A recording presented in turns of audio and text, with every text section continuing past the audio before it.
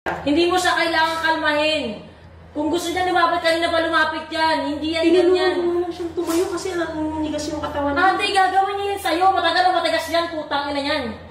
Tony Fowler. Galit na galit kay Pai Galang. Matapos malamang nagsinungaling ito. Samantala, emosyonal naman si Pai na humihingi ng tulong kay Mommy Oni. Natulungan umano ang kanyang sarili dahil sa mga pinagdadaanan niya umano sa buhay. Samantala ani naman ni Mommy Oni, ano naman daw umano ang maitutulong niya. Dahil lahat daw umano ay natulong na niya. Tapos tinatapon lang umano ni Pai. Dagdag naman ni Mommy Oni, ang problema sa'yo, hindi mo kayang magbaba ng pride.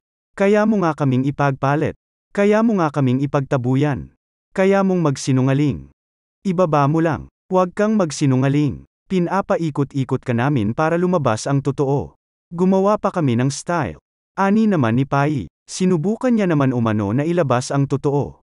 Ginagawa niya naman umano, pero naapektuhan umano siya sa mga sinasabi ni Mommy Oni, kaya naman natatakot umano si Pai na sabihin. Kaya nagagawa niya umanong magsinungaling. Inamin naman ni Pai na siya umano ang may problema. At sinabi nito na ayaw niya umanong isipin ni Mommy Oni, na pinagpapalit ni Pai ang Toro family.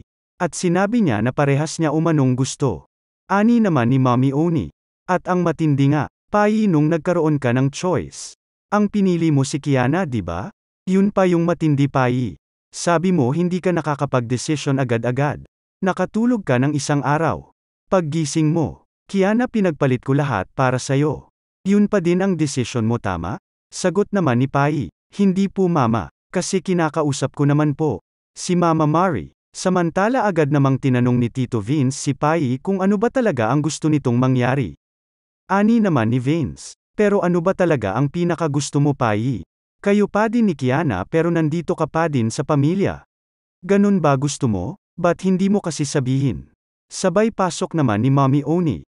Huwag mo kasing tanungin. Hindi niya nga sasabihin. Huwag mo nang tanungin. Hindi siya nagpapababa ng pride. Kailangan ko nang umalis. Sobra na ang oras na kinukuha mo sa amin. Dito nga ay naging emosyonal si Pai. At niyakap si Mommy Oni. Ani naman ni Pai, bigyan niyo po ako ng chance sa pamilyang ito.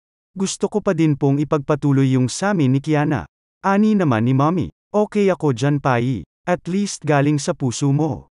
Dagdag naman ni Pai, feeling ko po kasi lahat po ng sasabihin ko, masasaktan ko po kayo. Kaya ayaw ko pong magsalita.